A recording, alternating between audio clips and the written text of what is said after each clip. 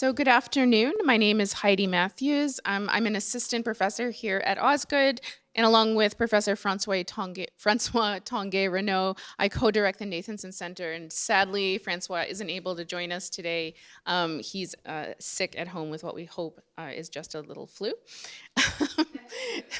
So we are very grateful to have today's presenter, Professor Sarah Biddulph, who will speak on repression and accommodation in popular claims for social and economic rights in China. But before I introduce Professor Biddulph, I wanted to first take a moment to acknowledge the territory where we are gathered for today's event. As we know, conversations about law and policy have been happening in this place for a very long time, long before Osgood Hall Law School was here, before Toronto was here, and before even Canada was here. So at the outset, it's fitting that we take a moment together to reflect on the important legacy of Indigenous traditional inhabitancy here, as well as Indigenous law and its ongoing vitality, by acknowledging presence on the territory of many Indigenous nations. In particular, this area has been taken care of by the Anishinaabeg Nation, the Haudenosaunee Confederacy, the Huron-Wendat, and the Métis, and is now home to many Indigenous peoples. We acknowledge the current treaty holders, the Mississaugas of the Credit First Nation.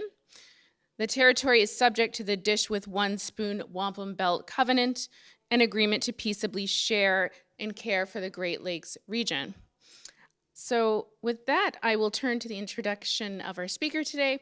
We have Sarah Biddulph, who is professor of law at Melbourne Law School, where she is director of its Asian Law Center and assistant deputy, vice chancellor international, China. Her research focuses on the Chinese legal system with a particular emphasis on legal policy, lawmaking, and enforcement as they affect the administration of justice in China. Her particular areas of research are contemporary Chinese administrative law, criminal procedure, labor, comparative law, and the law regulating social and economic rights. And so with that, we'll turn it over to Professor Biddulph. Thank you so much. Thank you very much, Heidi, for your very generous introduction, and I am delighted to be here today to share some ideas with you and to have a discussion about some of those ideas at the end. You'll see that my topic is repression and accommodation in popular claims for social and economic rights, which sounds like a mouthful. So the way in which this project started was a large MCRI grant headed by Professor Pittman Potter at UBC, involved collaboration with my colleague and friend Les Jacobs over many years. And so the initial idea of the project was that we would try to look at the ways in which international legal norms and rules and principles got domesticated. Because, of course, countries sign up to international treaties, and then those things have to hit the ground, like they have to turn into something real in a domestic jurisdiction. And so we all know that that process is a creative process. It's an iterative process where what appears on the ground is not always exactly what you might imagine from looking at the international treaty. So that was our starting point. But then the question is, well, how do you think about that creative process? So it might be that a simple way of looking at it is to say, well, this is what the norm is, and so how well do you implement it at the ground level? You know, what's the gap between it? And there's been quite a lot of work which sort of stays at that point. But then when you think about it for a while, you think that there's actually something missing, because we might map a difference, but how do we understand, what that is? So a very simple way might be to say, oh, well, they just didn't feel like it, or they can't do it, or the systems don't work, or whatever else it is. But I think that that's actually not a very satisfactory way to think about this question. So the question that I asked in this context was one which said, well, let's see what happens if we re-embed the domestic protection of social and economic rights in their domestic, political and institutional context. So what is it about the features of the Chinese system that might help us to better understand the creative process of giving effect to social and economic rights? So we hope to find some explanation maybe of why things happen as they do. Now, why are laws framed in a particular way? Why and how are access to remedies and redress formulated in particular ways? And then how do we understand the state's response to claims made in respect of those rights? So I wanted to look at that by re-embedding the protection of social and economic rights in one fairly specific political context, which is the Chinese state's absolute demand for social and political stability. So if we read economic and social rights through that lens, what do we see? And so I was wondering at the beginning of the project whether we might see emerging some regularities or patterns in the mode of governance of those rights that might emerge if we look at it through that lens. And so then the question was, is that a useful way to trace the patterns of governance? And so what I'd like to do now is to provide sort of very briefly, two elements of context. One is the domestic context, then the international context within which these questions arise. And then I'll go on to my example, which is my worked through example, which is the case of creating havoc in hospitals. Some people will call it medical disputes, but I prefer to call it havoc in hospitals because that actually traces what the Chinese is, you imagine monkey running amok in heaven. Well, this is a similar sort of thing happening outside and inside hospitals. And then I'll get to that example in this book. I have two other worked through examples. One is the labour example and the other one housing demolition, to look at sort of different ways in which this question plays out. So, the domestic context. So the domestic context at the moment is really dominated by some concerns about the fact that the Communist Party has started, I'd say, sort of taking over some areas of state legal regulation. So in the past, people had thought that the Communist Party and policy were sort of over here and that they sort of guided or directed sort of the broad picture. But state administration was governed according to law, and that was a mandatory requirement according to law. And the construction of the legal system was really to give effect to the idea of governance according to law. But from 2018 in particular, we saw changes to the Constitution which started to erode the boundaries between the party and state, between policy and legal governance, with a number of previously administrative regulations of religion and press being transferred directly to party organisations, changes to the Constitution which merged party and state agencies. And so people are looking at this question and going, how do we understand this? Some people use the idea of authoritarian legality, which seeks to explain the legalistic character of authoritarian governance and asks, whether that is a way of legitimating party rule. Other people are looking at ideas based on Schmidt and Frankel of the dual state, which posits a normal area of regulation where rules basically apply, and then another area which is extraordinary, where the state's prerogative applies and rules don't need to apply. And so if you use that form of analysis, then people ask questions about, well, where's normal and where's the prerogative? And how do they relate to each other? And some people might say, well, private law is an area where the system works pretty much normally. and that there are other areas of public law where it doesn't work normally. So you can see that I have chosen 3 examples in my book, and they are all areas of private law. They're normal areas. Medical disputes is an up and down torts type of activity. Labour law, relates to contract, and it has its own special labour disputing system. The system which is closest to public law has to do with housing expropriation because the local government is heavily involved in that. But you would think that these are normal areas of law where the law, according to this theory, is allowed to operate, just as it is. And so by reading the stability imperative back in, it's a way of saying, well, can we see, even in this normal area, that there are some basic systems of governance, which actually read politics even into the normal area? And I would argue that is in fact the case. So, what is the stability imperative? So we could say that the Chinese state has a very strong demand for stability. So social stability closely linked to political stability, based on the idea that the Chinese state is very easy to go, chaos is just sort of round the corner, and that something needs to be done about that. But then a very famous theorist, Yu Zhenrong, has suggested that stability can be understood in 2 ways. The first one is what he calls flexible stability.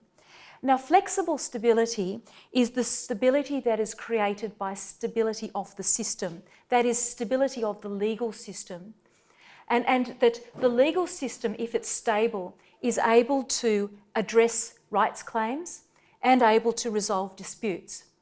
It means then that if people protest or people are angry or disputes, that the system is actually stable enough to deal with those sorts of problems.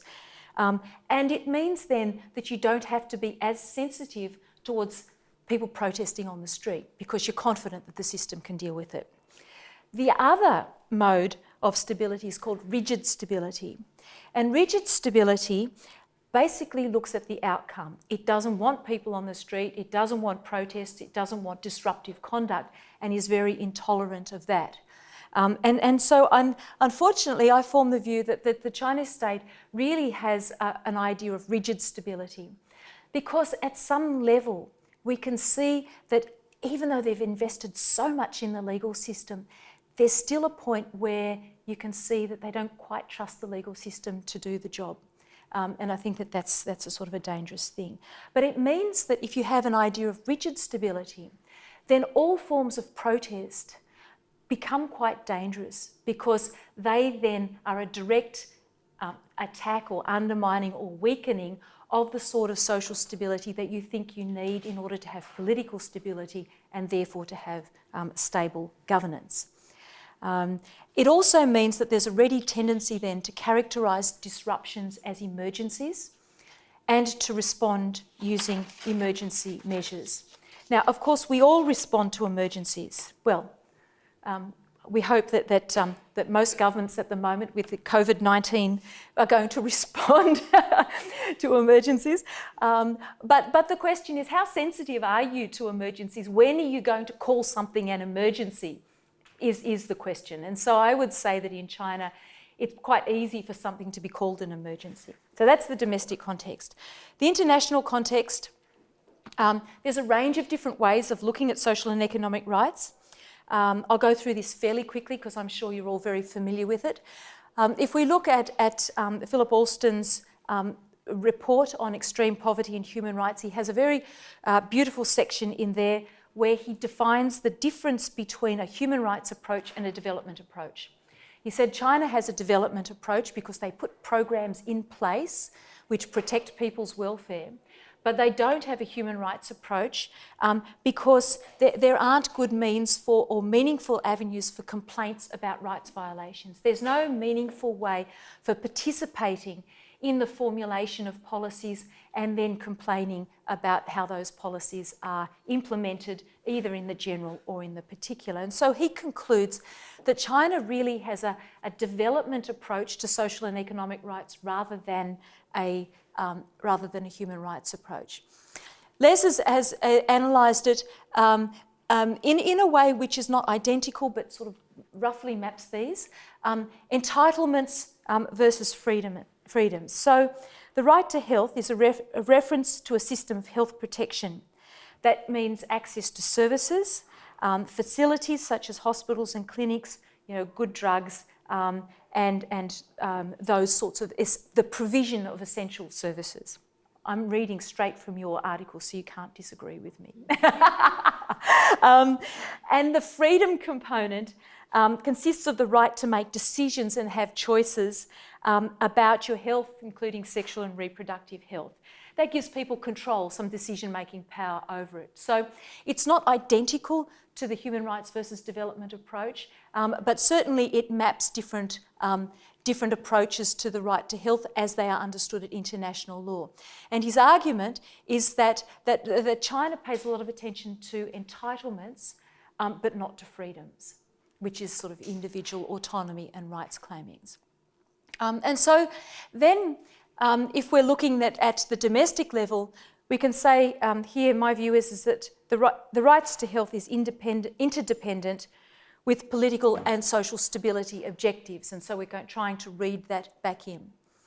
We can see a number of characteristics. We have a top-down or a state-led approach to regulation, that accountability mechanisms, or the rights of citizens to complain, are limited or difficult to access or expensive or time-consuming, and that it's very easy to move from characterisation of rights claims from a justified rights claim to troublemaking. And so if someone persists in making a claim, then they will very quickly be seen as a troublemaker. So let's move to the example. So tell me, are any of you from China? Yes. Have you experienced troublemaking in hospitals? You heard the news? Yeah. Haven't experienced? So, we know that hospital-related violence is a worldwide phenomenon. It's not just a Chinese problem. And medical disputes here, they're ordinary in that they're a field of civil law. And also, health, the right to health, is a right about which the Chinese state has been making promises for a very long time. So the Chinese state makes promises about social and economic rights, about the right to development, about leading a comfortable life, about having sort of the decent, leading a dignified and comfortable life. They haven't really made any promises about civil and political rights, but it's worthwhile here. If you pick a social and economic right, there's lots of promises on this. So let's have a look at it. So what happened is that before the 1980s, you had a system of healthcare which was really state-provided. In the countryside, you had barefoot doctors, which was sort of not very much, but it was something. The state had put a lot of effort into the control of snail-borne diseases and other sort of epidemic diseases, and so the population's life expectancy had increased quite a lot. And that people who worked in urban areas, in work units, had their health care, education and housing covered by their work unit. But in the 1980s, with the economic reform, you see that there was a pretty sudden and comprehensive privatisation of medical care. And in one fell swoop, it ruined the access to medical care of most rural Chinese people. And by privatising healthcare, it meant that people then, except for the small number of people for whom some government health insurance was still provided, so government officials, most people found themselves really sort of not covered very much. Hospitals then were then basically made responsible for earning their own money, so that they actually had to feed themselves. And in the absence of a healthcare safety net and medical insurance, hospitals then started working out how they were going to make money. And so very, very quickly, you found that they started introducing very expensive tests, lots and lots and lots of expensive tests, the most expensive medicines, So it might have been that an aspirin was enough, but you would get something else that was very expensive. That people didn't have good access to doctors, and so people would have to come with a red envelope for the doctor to get to see them. People would queue up for a mile to get even a registration ticket, and then they'd get in another queue to go and see the doctor, and they'd get to the doctor and they'd sort of have 27 seconds worth of consultation and out. So rural people, of course, wouldn't go. And then when someone got really sick, they'd borrow a lot of money. They would go to the hospital, an urban hospital, and they would sit there and they would wait. And then if they got a bad outcome, they were furious and desperate because they had used up all of this money. And so you could see that the system was on this vicious cycle. When I was working as a lawyer in China, there was one example of a case in a factory where the factory had not made an arrangement with the hospital and deposited money in the hospital. Someone on the shop floor got injured and was bleeding very badly. They took them to the hospital. The hospital said, "We won't treat this person unless you bring us some money." And it turned out that the financial controller wasn't there at the time. They went back to the factory. They did a run around of everybody. How much money have you got this? They went back to the hospital and the person had bled to death. So you can see that the consequence of not having some money and not having arrangements, the hospitals wouldn't treat people unless they paid, created an enormous amount of anger and mistrust in the whole system. And there's been a lot of ink spilt on this question about who's to blame for this. So some people will say, oh, well, patients, really they have a consumer mentality and it's not a proper thing to have. You're not a consumer.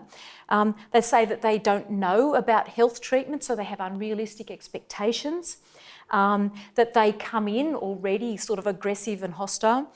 Other people will emphasise more of the fault of doctors. Doctors, treat people with contempt and they don't give them good reasons and they, don't get to see somebody. They blame the hospitals. The hospitals, don't give people sort of good access to medical care because, of course, they're the frontline providers of public health even now. And some then are also, blaming the system as a whole, the state, the construction, if you like, of healthcare services.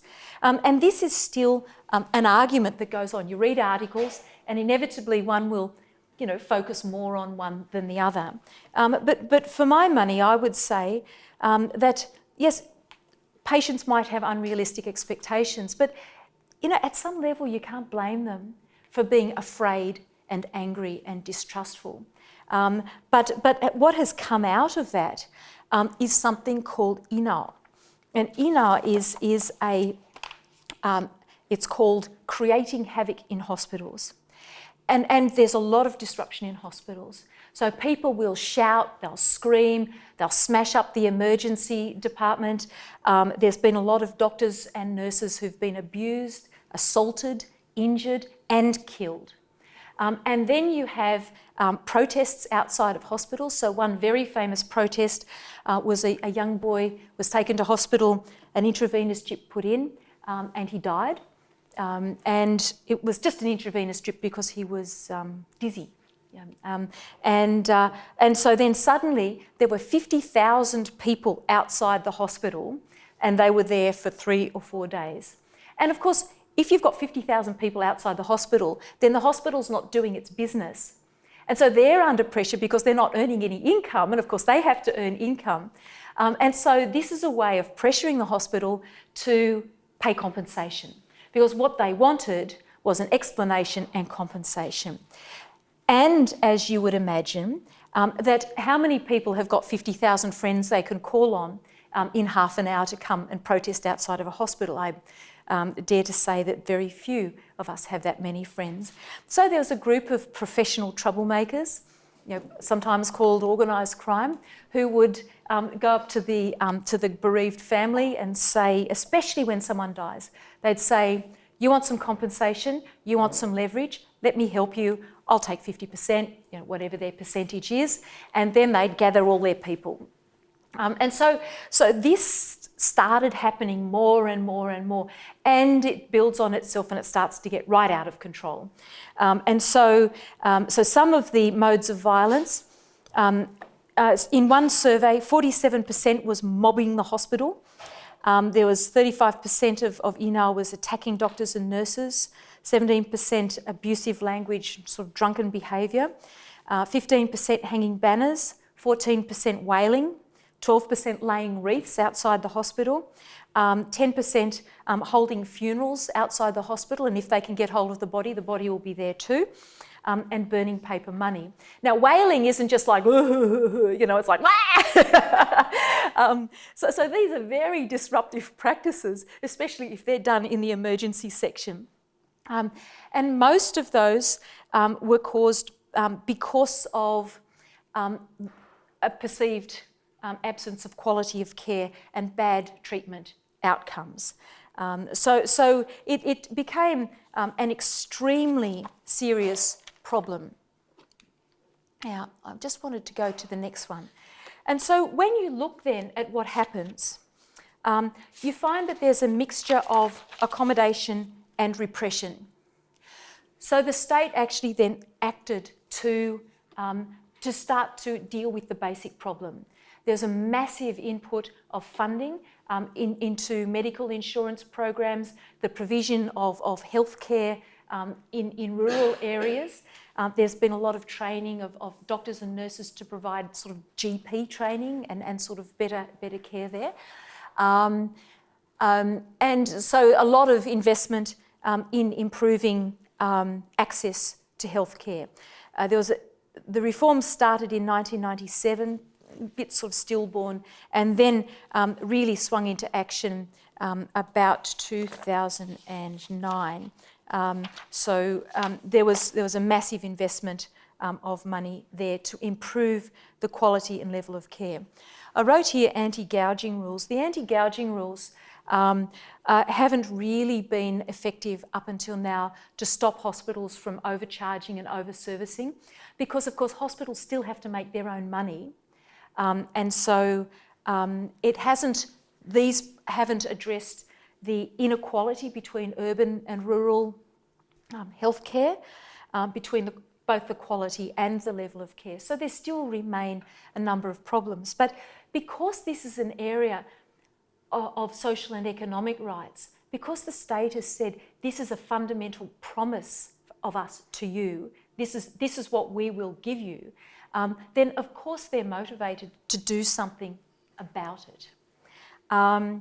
They've also done something about addressing the disputing process. So one of the problems was not just about the poor quality of healthcare, but was a problem that people couldn't get their disputes addressed in a way that was timely or fair. So it used to be that there was a sort of a dual track system. There was a medical accident system, which was an administrative sort of arbitration system, hospitals, local health department, and then you had the ordinary tort law channel, which was going through the courts.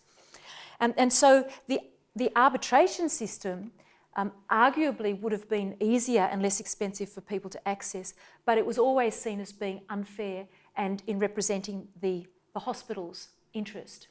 And very few people would get good compensation out of that system. And also there were a lot of exclusions. So if someone died, you didn't get compensation. The only way you could get compensation if someone died was actually to go through the civil disputing system. But also those two systems worked against each other because there was a sort of a funny overlap between a medical accident and medical negligence. And then in 2010, when the tort liability law was passed, there was a hope at that stage that the medical arbitration system would be abolished. But at the time, the two-track system continued, but a lot of interpretations since have actually allowed people to choose the medical negligence path where they'd go to court and where they would get a higher amount of compensation. What it did do, though, was there was a reversed onus of proof, but then they reversed that back, which means that the claimant still has to prove the negligence. but now there's better access to the medical records held by the hospital. But of course that puts the claimant in a much more disadvantageous position if they can't get the access to the records. And it's been well known that hospitals in many cases sort of lose records, change records, whatever else. So the problem of proof is one. But there have been legal reforms to seek to deal with that system, the problems in that system.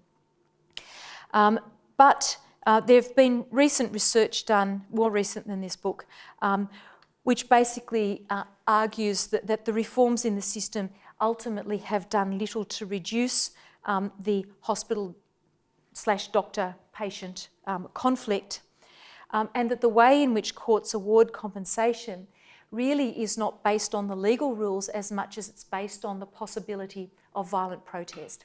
And so courts themselves have to make sure that they handle cases and people don't protest the court decision. And so they're looking at the capacity of the person to make trouble outside the courthouse or for the judges. And so often if they think that the people who are aggrieved might cause trouble for the courts, then they're likely to give more compensation to make them go away. Now there's something perverse about that. And the perversity is that it actually feeds into a psychology that says the more trouble I make, the more likely I am to get compensation. But as I'm about to go on to say in a minute, the more likely you are as well to get into trouble. So it's a very high risk sort of stakes. The other thing that was done in terms of accommodation, I put it under the heading of accommodation, is early intervention in grievances. But you might also put it in the repression category, just depends on how you're feeling at the time. So hospitals upped their level of security. Big hospitals in urban areas had a police station in the hospital. They have specialist mediation teams. So there are some which are run by the health department. There are some specialist medical accident or medical disputes mediation teams in the local people's mediation. And their job is if someone identifies a person who is about to cause trouble, that they are required to rush in and get the person and mediate to stop them from causing trouble. And so you can see that their main motivation is to keep things quiet. And whatever you need to do in order to keep things quiet, well, then that's okay. So you can see the stability motivation starting to come through in some of these disputing procedures, and that they're really focused on stopping or limiting protests in hospitals. In fact, a friend of mine said that her mother had some surgery, went home to her accommodation, and it was in circumstances where she might not have been very happy with the outcomes. And so she was at home recuperating, not feeling very well, it had been surgery, and the local residents committee representative turned up at her door and said, "You're not going to protest, are you?" It's not like, "Hello, how are you feeling?" The first words were, "You're not going to protest, are you?" And so what's happening then is that the sort of the surveillance systems, the monitoring systems at the local level, residential level, at the local level and others, are all being garnered to identify people early who might be about to cause trouble and to make sure that they identify them and deal with them. So this is an early intervention strategy which is not necessarily addressed primarily at the welfare of the person, but may be addressed to their capacity or willingness, motivation to cause trouble. Repression. We can say that there have been a number of elements of repression that have come in at the same time. So it turns around the question about how a dispute or protest is characterised. Is it a rights claim or is it troublemaking? So a lot of people, even with labour disputes, the police in the early days would say, these people haven't been paid. I feel sympathy for them. But the longer it goes on, the characterisation of this thing changes. And as soon as it's characterised as troublemaking, then it means that a different set of principles apply and a different set of regulatory regimes apply. In China, you may know that Mao Zedong gave a very famous speech in 1957 called On Contradiction, and it set out two ways of characterising social contradictions. So the first one was called non-antagonistic contradiction. So that was really conflicts between citizens about aspects of their material life. Claims for money, various other sorts of civil types of claims. And he said these sorts of contradictions are non-antagonistic. They should be resolved through mediation and education and persuasion, no use of violence. But he said there's another sort of contradiction which is antagonistic, and that is a contradiction between the people and class enemies. And those ones must be solved through violence. Unmitigated violence, because class enemies must be eradicated. Now, in the reform era, many people thought that the ideology of the two contradictions and that sort of mode of thinking had been abandoned. But we do know that even though class struggle was downgraded in 1982 in the Constitution and in the open door policy, that there has remained an element where they say class struggle will continue, but in a narrow sphere, in a limited sphere. Very recently, the Central Political Legal Committee of the Communist Party issued a document called On Political Legal Work, which was in 2018, saying that political legal agencies must correctly distinguish between antagonistic and non-antagonistic contradictions and treat them in accordance with their proper character. So you see now the rhetoric of these two contradictions coming back into the mainstream. And so I think that when we bear in mind the way in which a dispute is understood and how it's addressed, may not be determined by this, but certainly the conceptual resource is there to understand it in different ways. Now, if you are an ordinary person who's making a rights claim, well, then that's clearly non-antagonistic. It can just be resolved in the ordinary sort of way. But if you've got 50,000 of your closest friends sitting outside a hospital and you smash it up, you go into the emergency room and smash it up and let off fireworks and hang up wreaths and various things like that. So maybe that sort of thing becomes sufficiently violent to be characterised as a riot. 暴乱. A 暴乱 is something where violence is mandated.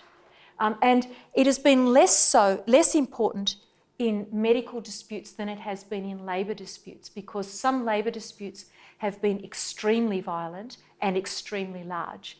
And in those cases, they've been called 暴乱, and they've sent the army in and the armed police in to suppress it with violence. And so there's always this risk that if you make a really big fuss and it's violent, that maybe the response it treats you like an antagonistic contradiction, and that you may actually have a high level of state violence used to suppress that, to identify the leaders and to suppress it. The other thing that we see, it was in 2013 and 14, we had a specialist rectification campaign against INA. And so that was basically where the central government, in this case it was the Premier, demanded that there be a campaign to wipe out INA. And so it was a comprehensive approach to a zero tolerance type of handling of this, which inevitably involved an increase of repression of people who are engaging in that sort of activity. Early identification, early intervention, decisive action to punish people who did this. And at the same time, in 2012, a notice was issued about preventing disputes outside of hospitals or around hospitals. There was a change to the main public order legislation, the Public Security Administrative Punishment Law, which explicitly included elements of conduct which were INA conduct and had not previously been punishable. And so I was going to read it to you. Oh yes, here we go. So, now punishable under this law, burning paper, money or incense, setting up a mourning hall, laying wreaths, unlawfully placing the decedent's body, gathering a crowd to cause trouble, picking quarrels and causing trouble inside medical institutions, unlawfully carrying dangerous, inflammable, explosive goods, controlled instruments into medical institutions, insulting, threatening, intimidating, causing intentional injury, unlawful restricting the freedom of hospital staff, intentionally destroying, stealing or seizing public or private property in medical institutions, scalping or reselling the registration tickets, so the guaha. Yeah, and so if you go and get a guaha, you guaha and you get a number and you sell it to someone, well then that's now punishable. Other activities that disrupt the normal operation of medical institutions.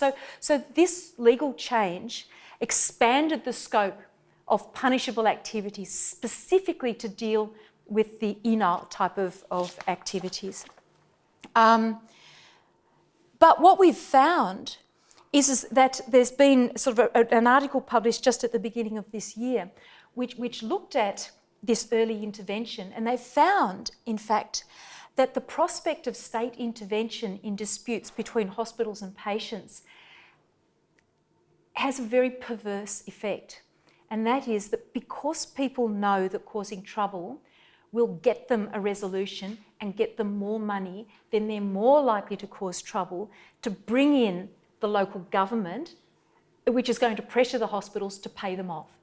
And so what you have here is the creation of a vicious cycle where people go around the disputing mechanisms because they know that the primary incentive for hospitals to solve a dispute and to pay compensation is actually that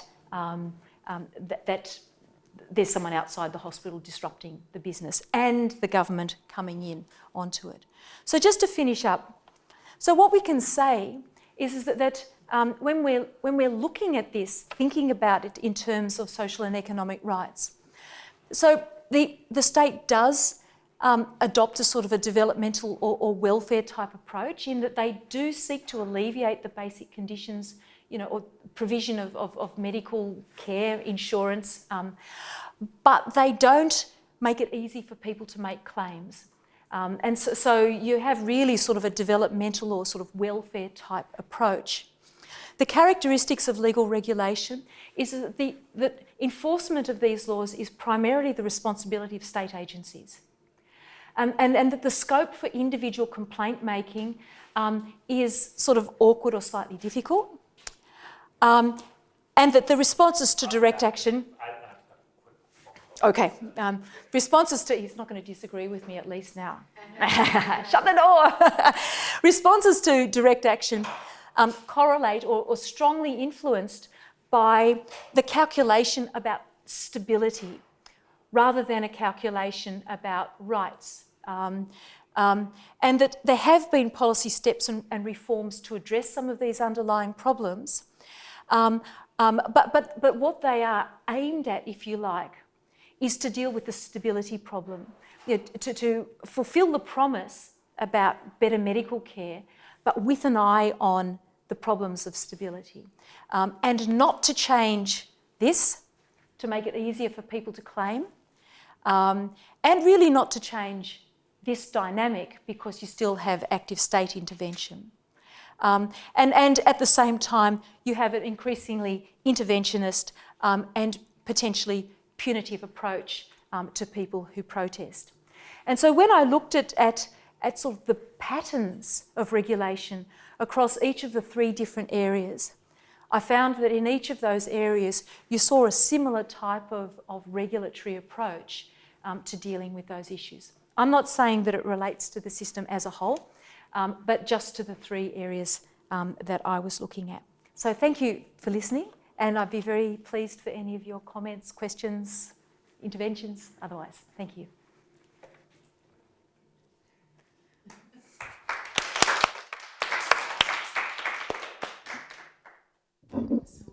It's an intimate group, but we still have a microphone for the purposes of the recording. So if you do have a question, I'd ask you to speak into the microphone. And then I think, yeah, that still works, I think, if you sit down and we have it. Or does it? So, okay, great. Thanks so much. This is really interesting. I actually had a question, I think, about the overall framing, because when you started out, I thought it was going to be more of a connection between kind of transnational, global, I guess with respect to the example, you're focusing on health and then how that plays out domestically. And I didn't get that from the heart of the presentation. So I wasn't sure where that came in and how much of what this is, how much of this here is really a domestic story, or where it is that the kind of international links play up. So what I did was I just mentioned the international context, but I didn't talk about the actual provisions. In the book, I've actually got quite a bit on the international provisions and the way in which the Chinese state has sort of given effect to those. But today I thought, which bits, are the goriest bits? And so I didn't talk about that very much at all. But of course, China has actually, in this and in other areas, has actually signed up to lots of international conventions. You've got the Economic and Social Covenant, where they've brought in, where they've actually explicitly taken a number of steps to give effect to some of those international obligations.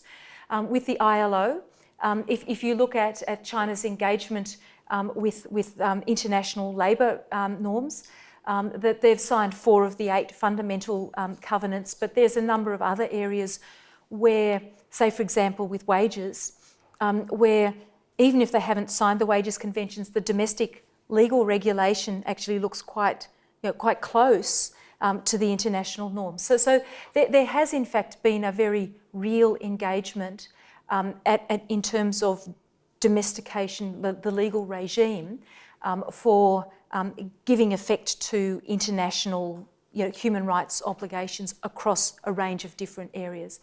Less so with civil and political, and the reason I focused on social and economic was that this is an area where the state has actually made promises, where they have actually signed up to international conventions where they do intend to give effect to them. And so the emphasis of my talk today was really what happens at the local level and what are the regularities of governance that you see in relation to those rights and how they're given effect. But certainly there's been quite substantial engagement with those international human rights norms across a range of areas. Yeah. Does that answer your question? Yes. Sort of, yeah. Can I have a follow-up? Yeah. Oh, so then my question is, how much of the story that you told today actually connects to that broader story? Because in fact, if I could see these as 2 separate, like on the one hand, kind of just from what you said right now about that, there's kind of an outward-facing project in terms of kind of signing on to international treaties, et cetera, et cetera. But then kind of what I'm seeing in terms of domestic state incentives and concerns kind of around managing kind of health-related disputes. In fact, that seems to me quite divorced from whatever outward-facing signals the state might want to send, because they have domestic stability concerns. So I guess I was just curious more generally about how it is that you see those two those 2 worlds connecting. Yeah. So I think it's really important that we don't let those 2 things fall apart. Because there's so at the international level, China signs up to conventions, and then people sometimes look at domestic regulation and sort of look at what's happening, and I think that if you're looking at that piece of it, that what often happens is just really sort of a simple calculation about how well have they done it, where are they falling short, those sorts of things. But if you really want to understand how the Chinese are engaging with sort of international normative frameworks, you need to go beyond a question of are they at 50% or 70% or whatever. You actually need to look carefully at the domestic regulatory environment and to consider these sorts of things to see, the process of adopting and implementing international human rights norms is actually a constitutive process. It's not like the ideas are there and they're fully cooked and they're never going to change. They're not subject to sort of interpretation or reinterpretation.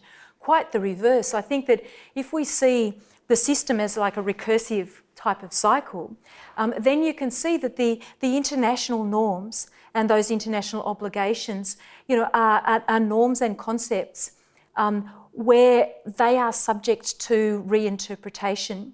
So by looking at the domestic, and in this case I focused on the domestic, you can see the way in which those ideas have been taken and given they're given institutional form and they're given conceptual form and they're actually implemented in certain ways. Now, in the fourth plenum decision, you'll know that and Xi Jinping since has said that the Chinese state is actively seeking to engage and to shape international norms. So now they're an actor, an explicit actor, like a concept entrepreneur, if you like, on the international stage. And so we actually need then to understand where they're coming from, in some more sophisticated way, to see what sort of conceptual tools, what sort of thinking they're bringing to this entrepreneurship, if you like. And so your question sort of lets me do a plug for a book that I've just recently published with Liliana Bukovic, which is called Good Governance and Economic Reform. And we actually seek to map or to discuss that as a recursive cycle. So we look at it in the context of the ideas of transparency and accountability. But it says that these are norms which are actually given form, and they're reconstituted, and then they circle back up. And they circle back up in a number of different ways. China is a very powerful actor. They are actively engaged in shaping sort of the international world and the rules and the structures. And so I think that in that case, we're really, it's really necessary for us to do the hard work of looking at the domestic, of understanding it, seeking to understand it in more than a do you do it, don't you do it sort of way, to see what the context is, what are the important contexts in their engagement then with international agencies, and when they're going off to Africa, to African countries, to provide relief and things like that, what do people bring with them? When they're going out, peacekeeping or whatever, people don't come blank. They come with a set of expectations and values and norms and their understanding of what those international norms and rules are.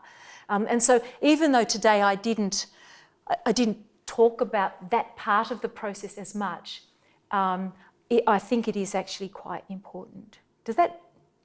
Yeah. Yep. Okay. Maybe it's not a question. So I'm not sure whether I completely understand the point. So what you said that that's the driving force for resolve the disputes, like Medicare disputes, is that because of the government want to stabilize the society. It seems that's the driving force. So what do you think about this method, this regulatory regime? So do you disagree with that? Or so it seems you pointed out there actually this regulation don't address human rights. The main purpose is just for stability. Is that the point that you try to make? Okay. So my question then to you is so if you believed that the legal system, properly built and resourced, could resolve these problems, then wouldn't you let the legal system deal with them?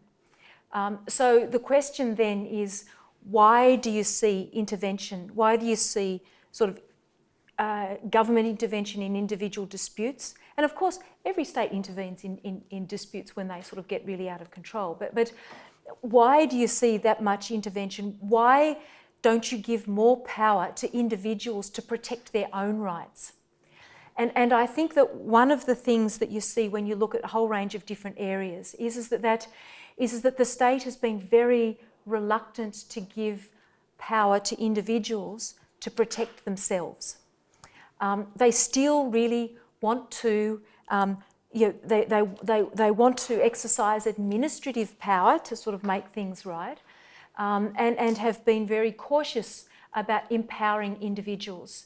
And so if you think about it in terms of political science, you might say it's a patrimonial system where the state, is looking after everyone for it. It's responsible for the people and the welfare of the people, rather than being accountable to the people. And so if you believed in the fact that the state was accountable to the people, then you would, and you trusted the legal system, then you would give people more power to look after themselves. To say, oh yeah, okay, I'm going to do something about this, and I can pursue that. You would actually then make it easier for people to access dispute resolution, and you wouldn't be so keen to intervene in disputes that might otherwise be resolved domestically. But you see, I think that there's a problem because it's at a stage where, are you going to allow a little bit of disruption while this legal system, sort of becomes more competent by still emphasising development of the legal system? Or are you so worried about stability that you're going to intervene every time you find there's a problem? And the more you intervene, the less able the legal system, I think, is of handling those sorts of problems. And that was the idea of rigid stability, which is, what level of disruption are you willing to put up with? When do you think that it's politically dangerous to let something go on? And so my argument is that in China, things become politically dangerous at sort of quite a low threshold. Whereas here, of course, people have protests. When I was in Vancouver, the streets were blocked. People were protesting the oil pipelines. And so you're not going to bring the army in and arrest people, Well, hopefully. Sorry, can you scrub that from the tape? But those things are actually seen, more likely to be seen as an ordinary part of people's political rights to express themselves and to express dissent in a range of different ways, which are tolerable within limits. Now, of course, you can't sort of tolerate violence, but there's a lot of public protest that, if you actually respect civil and political rights, you allow. And so in this case, if you're very, very worried about stability of a certain type, then it means that you're less likely to allow that sort of conduct because you interpret it as being politically dangerous, which leads to more intervention in the system. So my argument is that that's actually a vicious cycle. Does that make sense? Yeah.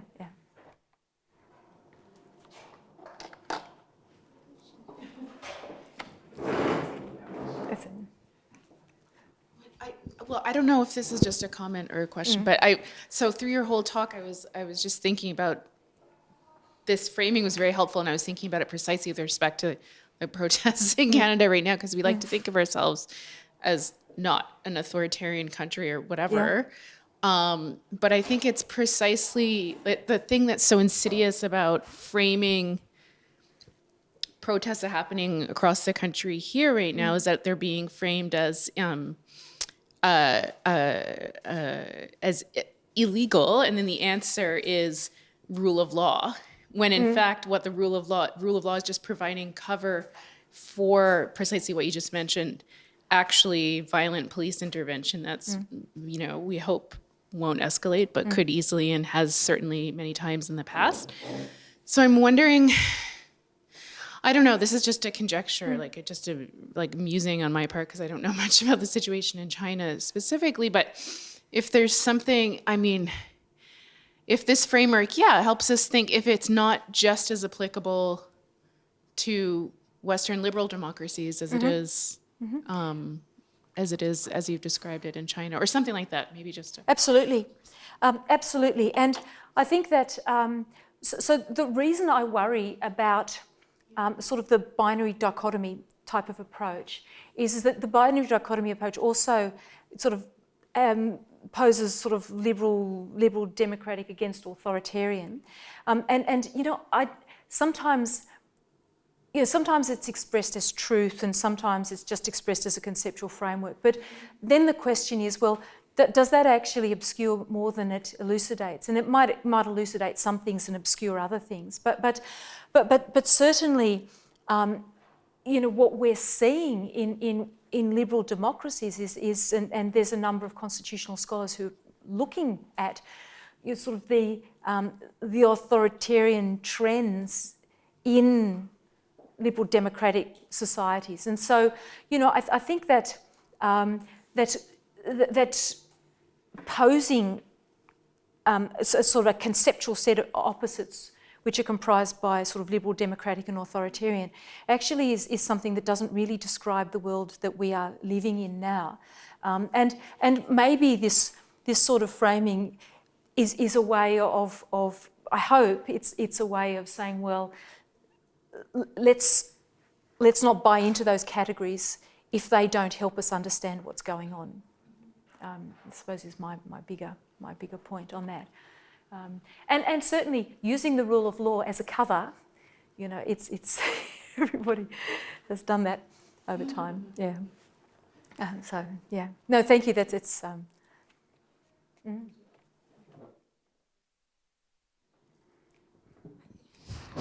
Wait, it doesn't work. But I just want to make some comments. Yeah. So it's maybe just my observation, but in Kaisai, like in Canada, so the government was considered as like public service. So like they serve the people. But in China, it's like the government was often being deemed like the parent of the people. So it's like they take the power from the people. Feels like they know more about people, so they know what's good for people. And there's a conflict like the more people get deprived of the rights, the more they rely on the political intervention. So like for the medical dispute, there's a very maybe controversial thing, but it's like if you are a troublemaker, you get punished and award in the same time. So it's like there's a really famous accident last year in Chinese hospital. So there's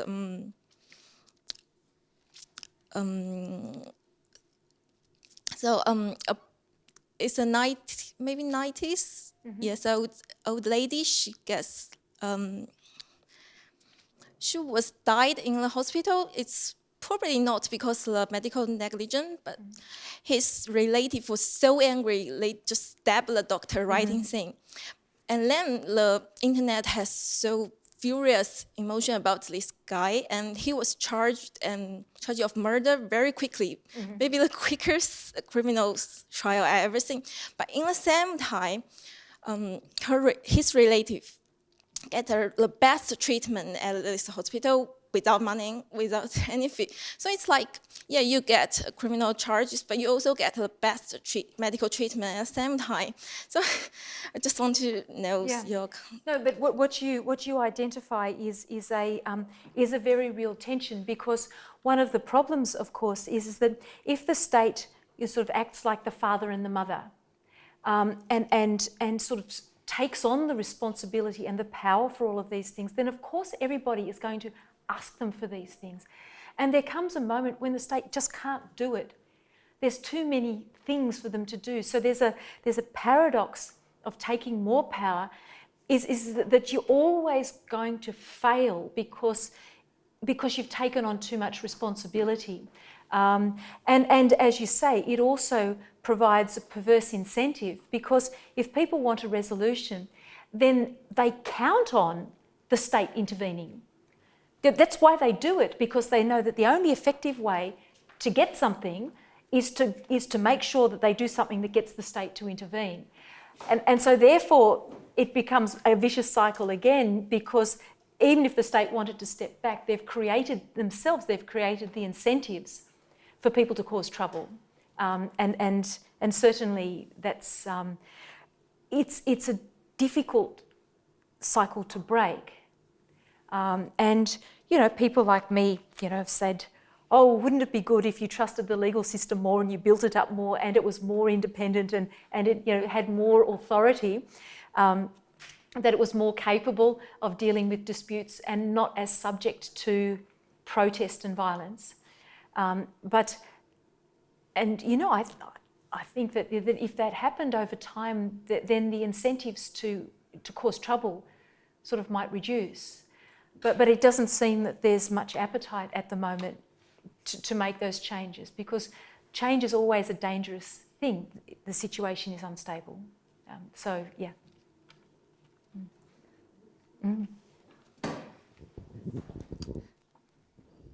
Okay, so now I'm going to ask the reverse of my first question. Yeah. Which is then in the kind of empirics that you were focusing on for this talk, or I suppose elsewhere in the book, are there instances where you felt that the way in which people were making their claims was actually kind of consciously framed around some of the connections, some of the overlap between the kind of the content of the domestic regulation that reflects international norms as well, or whether those seem to be two separate worlds with respect to how it is that people are engaging with the grievances they have?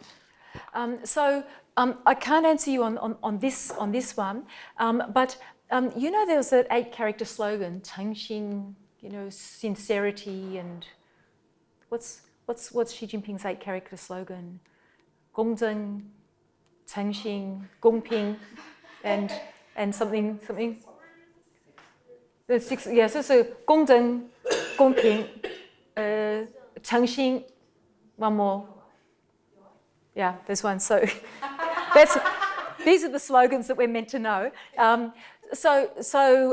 In some work on housing demolition that I did, and talking to people who were they weren't nail households in the end, but they were really cross. So they were using that form of rhetoric, sort of the rule of law rhetoric and that sort of political rhetoric, which is I suppose it falls into the rightful resistance type of literature, where you appropriate authorised language to make claims, to frame your claims, because you think that then they will carry more weight. And of course, some of those are sort of domestic slogans, but then there's a lot of the rule of law type of slogans too, and the human rights type of slogans, which are actually from the international sphere. So yes, I think they do circulate. They don't completely define the vocabulary of the way in which people frame grievances. Eva has done that work on yuan, which is not sort of an international concept, but is a domestic sort of idea of justice and grievance. So I think that there's a range of ideas circulating that are available to people. I think that the group of people who might have seized on sort of international and rule of law rhetoric more are people like rights lawyers and those sorts of people who are actively engaged sort of in international advocacy as well, who will bring that sort of language in. So I think that there's not a single answer to that, but I think that there's sort of many layers at which those resources become available. Because I suppose the idea is that having acceded to international conventions, that discourse is sort of legitimating discourse, and it can be used.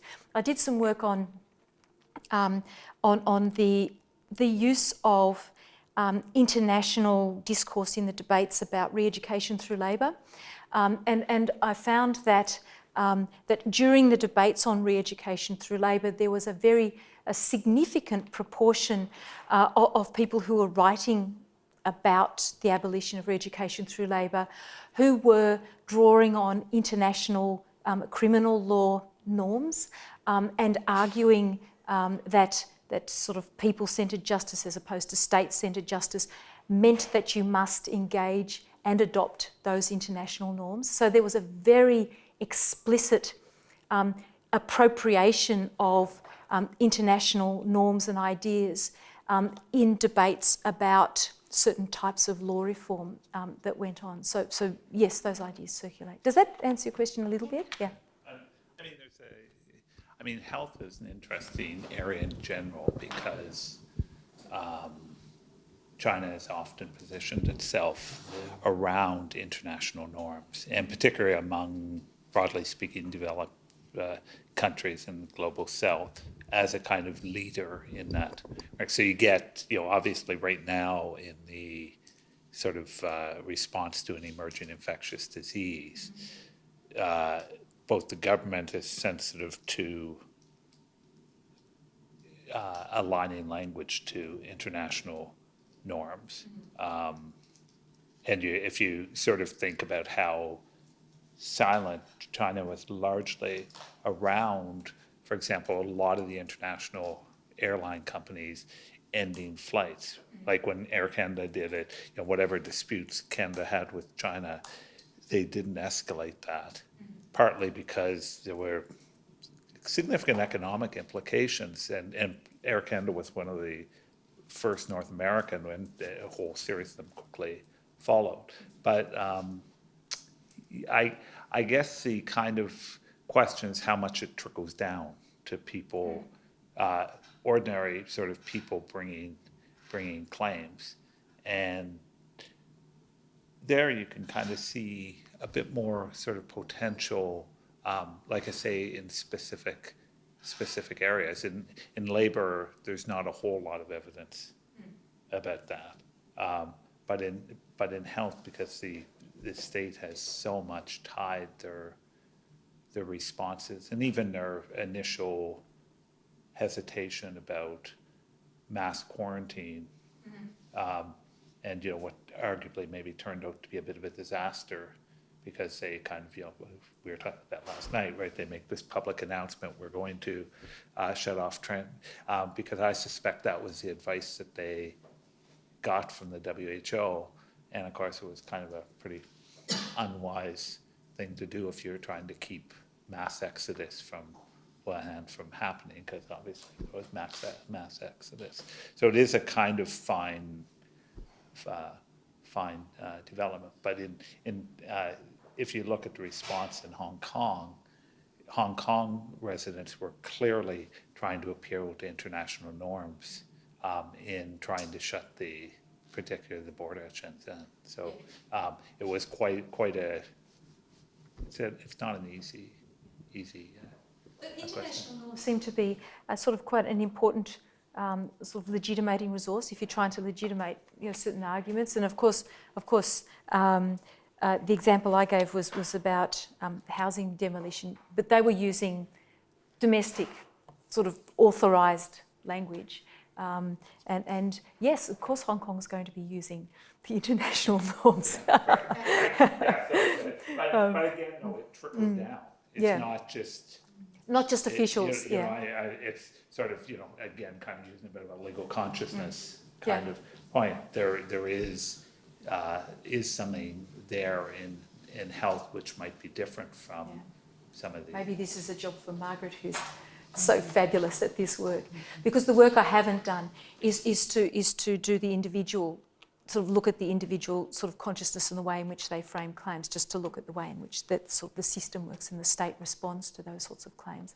And it would be interesting to see how individuals sort of engage, with the range of ideas, and seek to sort of legitimate, what they're after, what they're doing.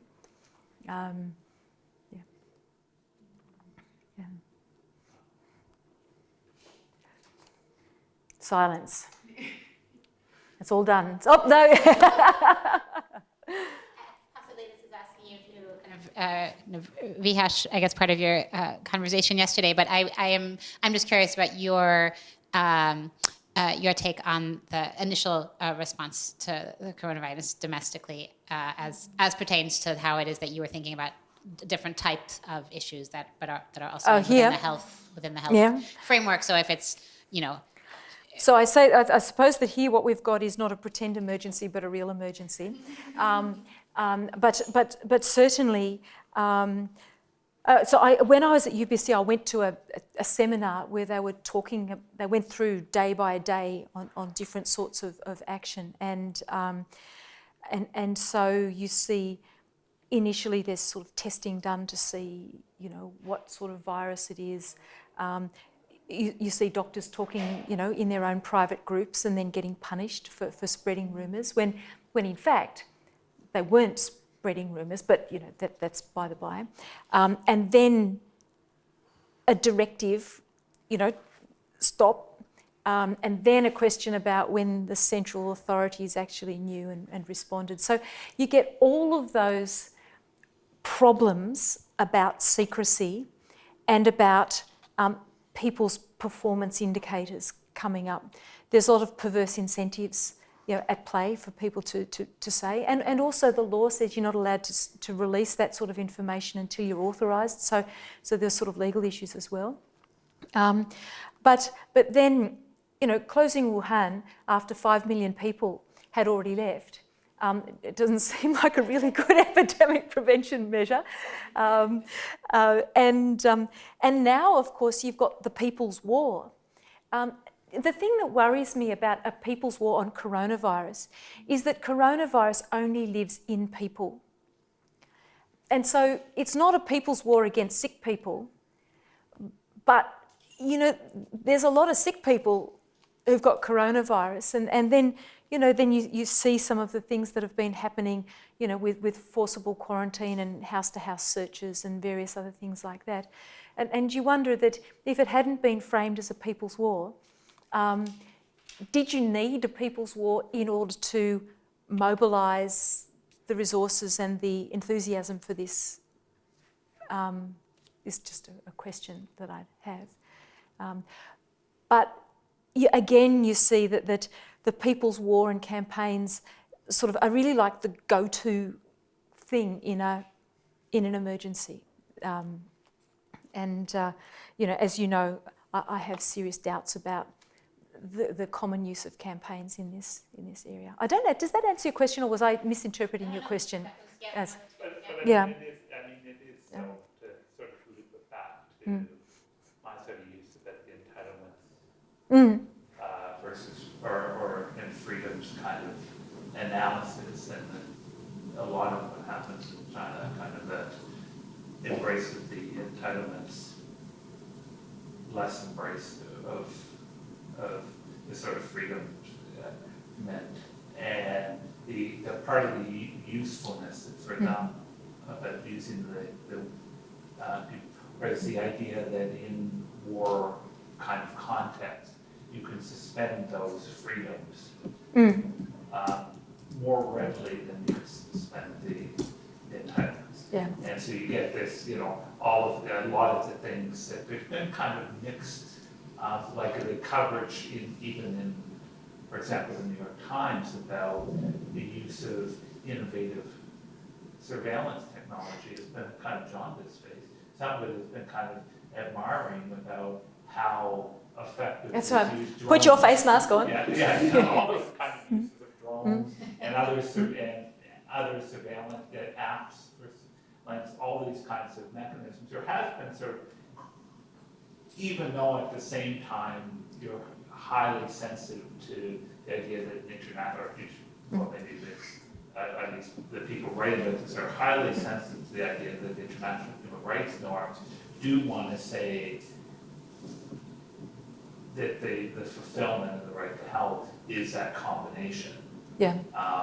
And it sort of illustrates again and again that there's a problematic aspect. Whereas the Wuhan, part of what we were talking about the Wuhan thing is that to a certain extent the Chinese government gets a bit of a pass because people get so fixated on the violation of their freedoms that they ignore that, in Wuhan there's lots of evidence to say there was no entitlement. Yeah, so my point is that it's all very well to think about freedoms, but in a situation like that, there's the entitlements. So people who would go to the hospital and get sent home, and then people who were dragged out and put in hotels with no food and no nursing staff and nothing.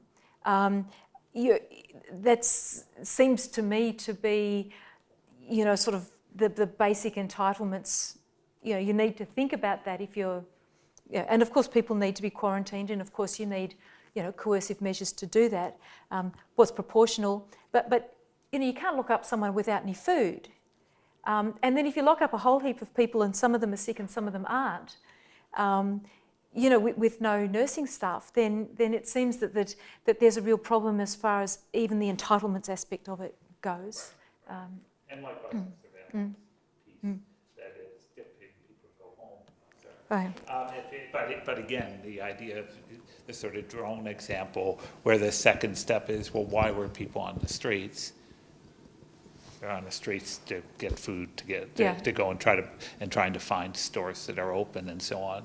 But instead, they're told to go home, and they're not really mandated. Yeah. So I have a question for you. Are your families in China?